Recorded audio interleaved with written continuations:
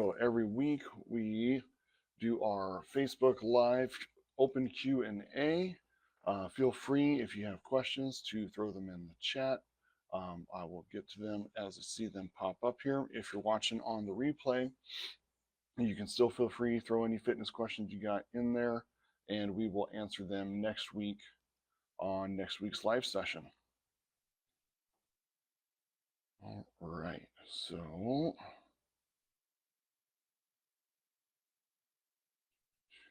okay.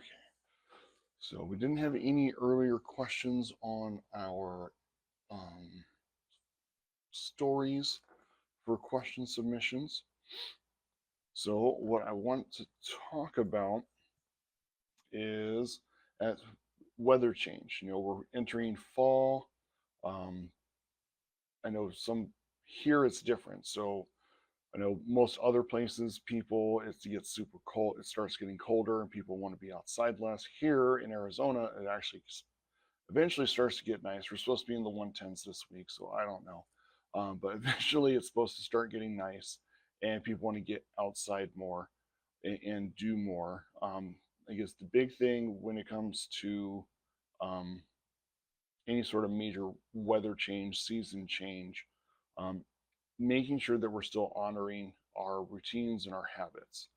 Um, if you still want to do a morning walk, if you still want to do, if you're trying to add in an evening walk, just be aware of what those changes are going to impact. Whether it's your other activity, whether it's meal prep time for dinners, sleep, getting ready for that, um, or waking up earlier for that. Um, all things to kind of keep in mind and consider what's going to be reasonable and realistic when you're setting those goals for yourself. So, um, you know, and the other factor is, when sunset, when sunrise is changing. So you may not be able to go out as late as you would like to because, or that you were doing, because if the sun was setting, after 7, you could go out much later. Whereas, coming up here soon, it's going to start setting before 6.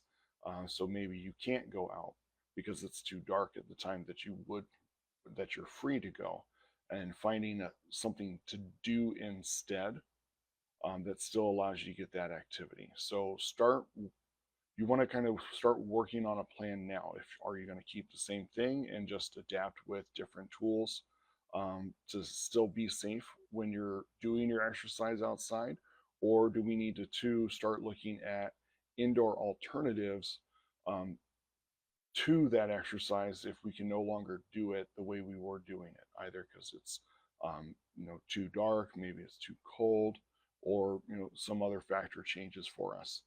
Um, it's important to start thinking about it before the issue arises. That way you have that fallback plan and you can easily switch to it, versus if we don't make a plan, the change happens. Now we quit doing what we were doing with our activity because the change happened and it's not conducive to do it anymore. And then we let other activities creep into that time that we had set for our exercise because we didn't have an immediate transition to change to. That gets us, that's where the trouble really gets into play, because that comes into habit forming. And now we've created a habit where you're doing something with the time that was for exercise. Typically, when we start doing things unconsciously, it's things that we enjoy, it's things that we like to do. And what that means is now you come to realize, maybe after a couple weeks, maybe it's a month, maybe it's more, maybe it's stepping on the scale and realizing what the impact of not doing the exercise has had on you. And now you want to get back to it, but now you don't have that time available because you started doing something else that you enjoy, and now you have to take things away, and it becomes a much harder transition at that point. So if you're already doing the exercise, start making a plan now of, are you going to continue doing it? Do you need to change because the conditions aren't going to be suitable for it? If you need to change, what is that change going to look like so you can immediately transition into it instead of leaving lag time where other activities can creep in and then we change what our habits are too much to the point where it's hard to put exercise back into our schedule, our routines, and our habits. It's a common thing that I see happen.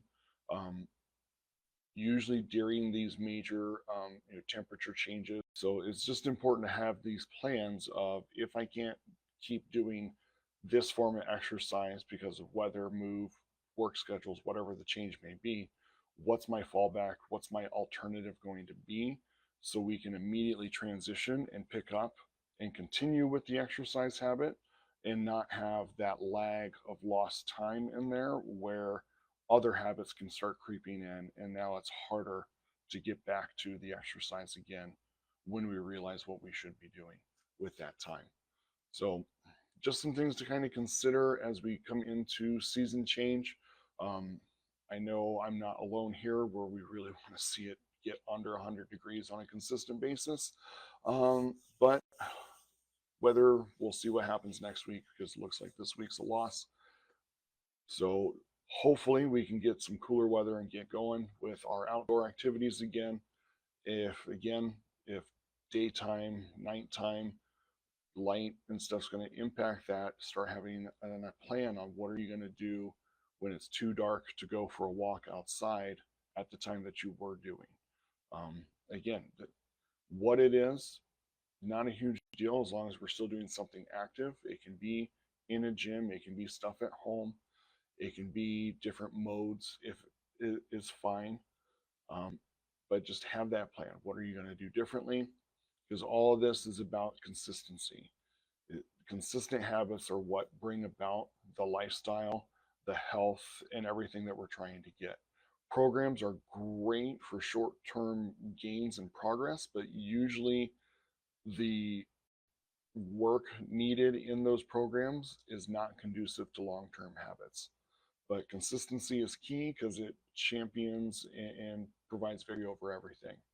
So, on that note, have a wonderful week. And remember to stay consistent in your persistent pursuit of health.